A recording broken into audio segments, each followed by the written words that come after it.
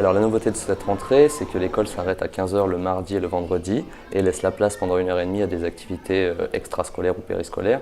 Et le mercredi matin est un temps d'école maintenant et le centre de loisirs n'est plus que le mercredi après-midi.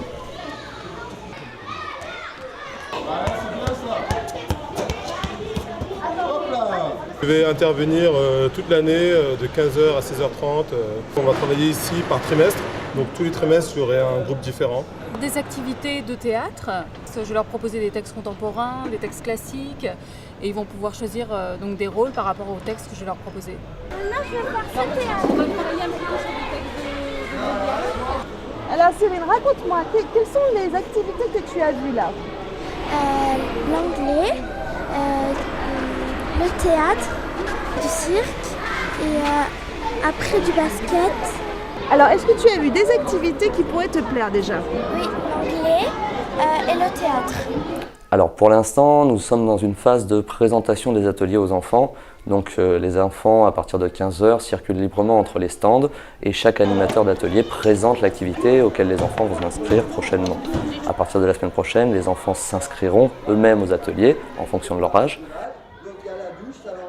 Donc les enfants vont faire 2 activités différentes, une le mardi, une le vendredi, et tous les trimestres, ils vont changer d'activité. Ils ont un choix d'activité en fonction de leur âge. Les maternelles dans cette école ne choisissent pas spécifiquement leur activité, on a fait une espèce de multistand dans des salles, c'est-à-dire que par exemple, moi je suis un enfant de maternelle, j'ai envie de faire de la peinture, hop je vais aller au stand de peinture, je vais voir l'animateur de peinture, et puis tiens au bout de 10 minutes j'en ai marre, j'ai envie de faire autre chose, hop je vais passer au parcours sportif. Alors sur cette école on a un effectif sur ce temps-là de 99,99% de l'école, donc on doit avoir en gros 3 enfants qui ne restent pas. Venez essayer les filles, Mélanie. Romain, reviens. C'est un sport acrobatique avec 3 ou 4 personnes. Saute. Ouais, il faut vraiment que tu fasses des cercles, sinon ça coincera.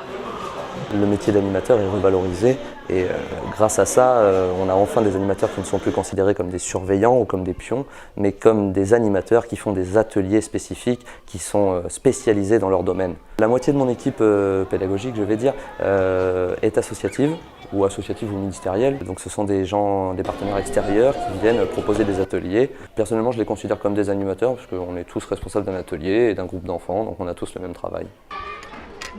Alors déjà, je suis partie regarder Chœur de chant, les chœurs, et je suis partie regarder Double Dutch, la dame qui fait l'anglais. Je suis partie regarder le cirque. Il y a quelque chose qui te plaît le plus? Oui, Quoi? c'est le Chœur de chant. Tu crois que tu vas faire ça? Tu vas choisir ça? Oui, ça m'a plu. En plus, on a écouté de l'opéra. Tu vas devenir chanteuse de l'opéra, tu crois? Oui, j'aime bien l'opéra. Ma passion, c'est le chant.